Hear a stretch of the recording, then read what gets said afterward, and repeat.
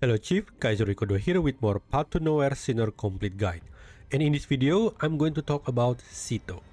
If you like the video or find it helpful, please don't forget to share, comment, like, and subscribe. And if you do, thank you so much for the continued support. And without further ado, let's start the guide.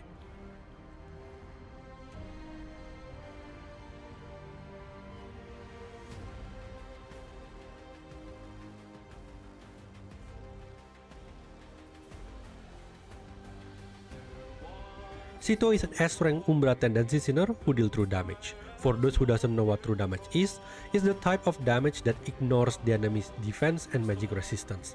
Here is a simple calculation to show the difference between physical or magic damage with true damage. Because true damage ignores the enemy's defense and magic resistance, on paper true damage would deal more damage than physical or magic damage. But as you may know, things are not as simple in actual battle. So, let's look further on Ceto abilities. Ceto characteristic is that she can't automatically recover energy, but instead she gains 1 stack of Shattered Blade after dealing damage with her normal attack. When Ceto casts her ultimate, Ceto will consume this Shattered Blade instead of energy. Shattered Blade can be stacked 40 times. You can track on how many Shattered Blades Ceto has by looking at the number on the left of her HP. When entering battle, Ceto gains 5 stacks of Shattered Blade. Ceto Mania Intensify is that for each core damage dealt by Ceto, Ceto gains 4 stacks of Shattered Blade. Ceto can gain up to 20 stacks of Shattered Blade every 0.7 seconds this way. In other words, it's possible for Ceto to refresh her ultimate quickly assuming you hit enough core. In this case, you will probably need 5 cores.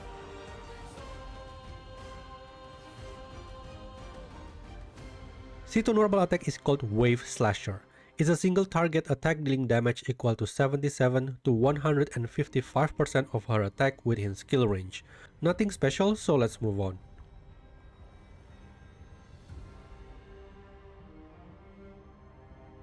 Ceto ultimate is called Raging Waves. This ultimate can be cast by consuming 20 stacks of Shattered Blade.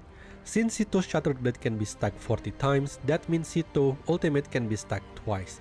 To indicate that her ultimate is ready to use, you will notice this blue dagger under her HP.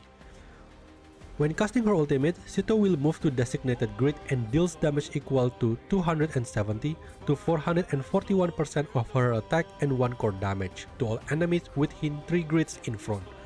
Then Ceto will deal another 270 to 441% damage and 1 core damage to all enemies within skill range. This damage is counted as Shattered Blade damage. Before we move on, I would like to clarify one thing, and it's the range. The first attack range is 3 grid in front of Ceto, and by 3 grid in front of Ceto, it means horizontally, not vertically. The second attack range is the triangle in front of her. Since each attack dealing 1 core damage, meaning if you plan to deal 2 core damage to an enemy, you have to make sure that their hitbox is within this 3 grid in front of her. Because of that, unlike Zero who can just throw her ultimate and hit everyone in front of her, Ceto's ultimate might need some pre-plan and field awareness to get the most out of it.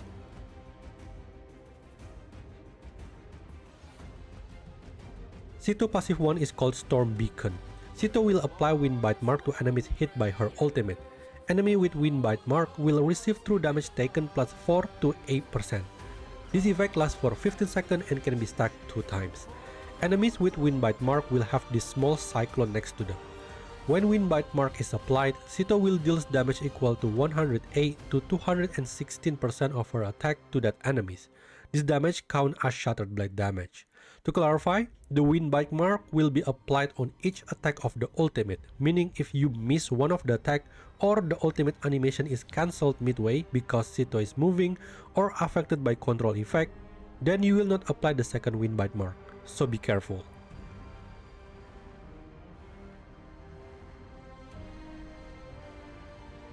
Ceto passive 2 is called Navigation, and it's very straightforward. For each stack of Wind Bite Mark on the enemy, their true damage taken plus 5 to 10%. Despite of having the same effect with passive 1, the true damage taken amper from passive 1 and passive 2 are not additive, but instead multiplicative.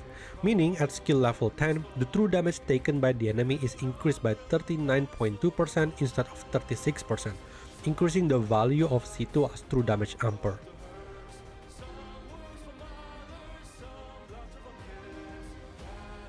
Ceto exclusive Crimebrand is called Storm Patrol. It's a passive which provides Ceto with true damage plus 10, 15 or 20%. When casting ultimate, Ceto doesn't consume Shattered Blade. However, this effect has a 40, 30 or 20 second cooldown. When the time comes, you will see this red dagger under her HP as indicator that you can use the next ultimate without Shattered Blade. I recommend raising this exclusive Crimebrand between level 1 to 3, although for casual player, 1 should be enough. Now that you have understand the basic, it's time to discuss the actual practice and her performance.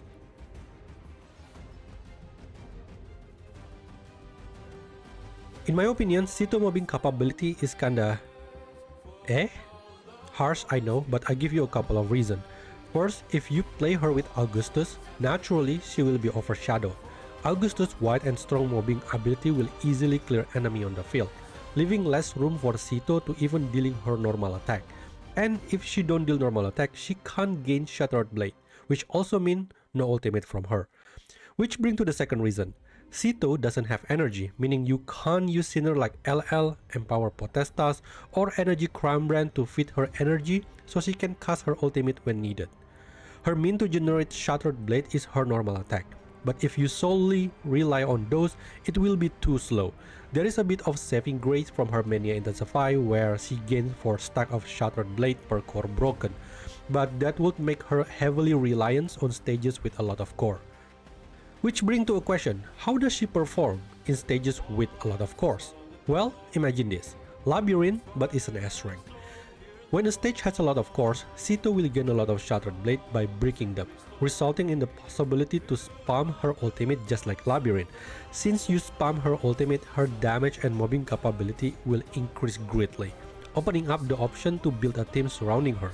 This applies on both Remnant of the Depth and Broken Frontline. You might want to argue the stage being shown in the footage currently is heavily biased towards Ceto, and I completely agree, but the point is to show that in a stage that's favorable for her, she can be a reliable carry, but it's very niche. Here is the Broken Frontline showcase, which also happened to have a lot of cores. The positioning of the mobs is not as obvious as Remnant of the Depth, but still good enough to break 3 to 5 cores per ultimate. And if you notice, I have been pairing Ceto with Umbra Core team during the showcase. That's because Parfait ability to count Umbra Core as breaking 2 cores worked with Ceto Mania Intensify, doubling the Shattered Blade she received. I would say Umbra Core probably the best team for Ceto if you want to play her as carry. As you can see, with the right stage and the right buff, even Ceto can out DPS Hela.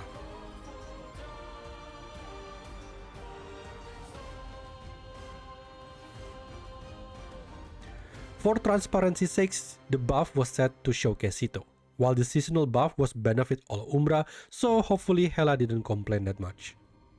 In a single boss situation, this is where Ceto limitation as a carry start to show, especially in stages like Tide of Ashes where the boss doesn't have that many core and there is no Sinner specific buff. Ceto burst is relatively small even if you use all 3 ultimate in a row during the break state, lacking the ability to deal huge amount of damage for long term. You can try to make it work if you want to, but honestly, I wouldn't even bother and recommend playing her as Augustus support instead. As Augustus support, she is just perfect. Single bosses like Tide of Ashes or Pict's Path usually has 5 to 6 cores, enough for Ceto to break all the core on her own without relying on Empower. Now, frequently asked question I receive. Kaiza, should I pull Ceto if I have 0? The answer to that is no and yes. First is the no. In general situation, I would argue that 0 is more useful than Ceto. This is because of this couple of points. 1. 0 deal 3 core damage while Ceto is only 2. We have so many stages now in which the enemy has at least 3 core. So using 2 ultimate to break their core can be slow and need extra management. 2. 0 ultimate range is easier to use, while Ceto range is a bit weird, which is in some situations require enemy to be at the right spot to hit them all. 3. 0 mobbing ability is more versatile, while Ceto more situational. As I mentioned, Ceto probably won stages with a lot of cores. And 4. 0 Amper are universal, while Ceto is only for true damage. But that doesn't mean Ceto is useless though. Oh no, how dare you. There is situation where Ceto will triumph over 0, and that is supporting Augustus. When it comes to who is best to support Augustus, then Ceto win over this following point. 1. Ceto Amper is 39.2%, while 0 is only 15%. 2. Ceto doesn't need energy since she used Shattered Blade for ultimate, while 0 is quite energy hungry. In a team with Augustus and 0, you have to choose whether to allocate your energy for 0 to do core break or Augustus to maintain her ultimate. And 3, you can bring Ceto to any stage on broken frontline, while 0 will only be useful for physical. So whether you want to pull Ceto or not, it depends on how much of investment you want to put in Augustus. General playstyle, make sure Ceto always actively dealing normal attack to generate Shattered Blade. Consume Shattered Blade to use ultimate to break enemy's core. If you want to get good, plan your core break timing carefully. For example, you can wait until the enemy to group up so you can get higher Shattered Blade return per ultimate. To deal 2 core damage, make sure the target hitbox is within the 3 grids in front of Ceto. For tips on bosses, use Ceto's ultimate first and make sure 2 stacks of Wind Bite Mark has been applied before your carry, which most likely Augustus, go all out.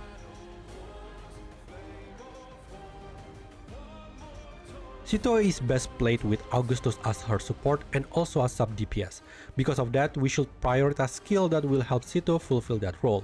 First is her role as a support, which is passive 2 and passive 1.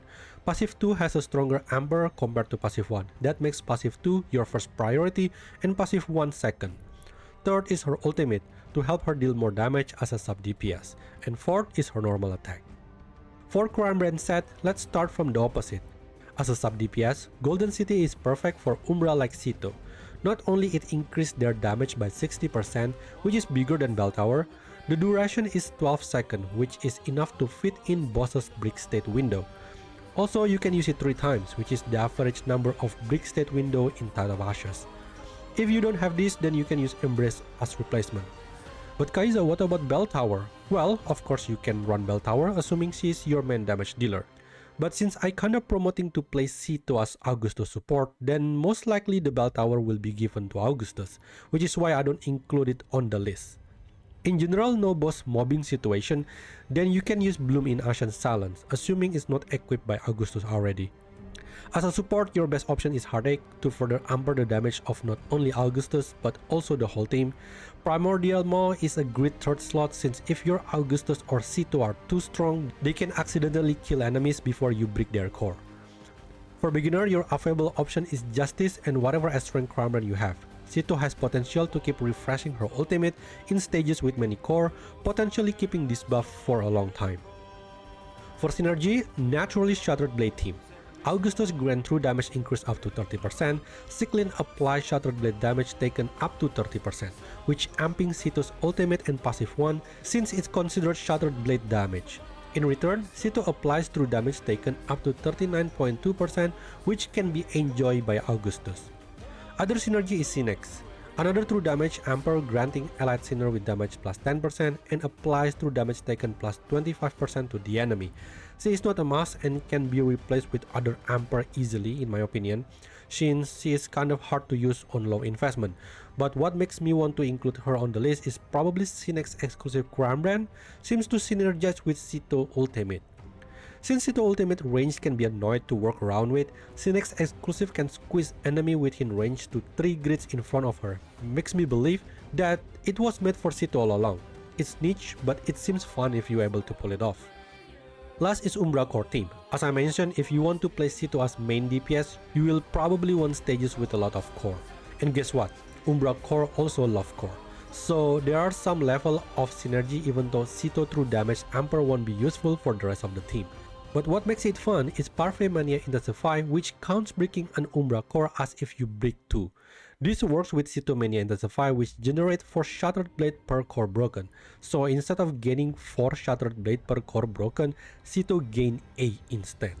With the amount of Shattered Blade generated, Ceto Ultimate will basically refresh immediately that you thought you play Labyrinth on steroid.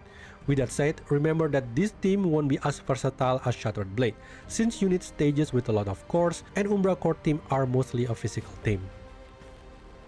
Ceto is fine Shackle 0, but if you are interested in her Shackle, here are some notable ones.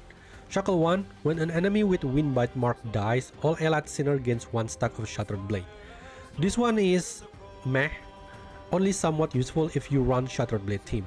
completely useless on boss which has no mobs to kill like in the Tide of Ashes.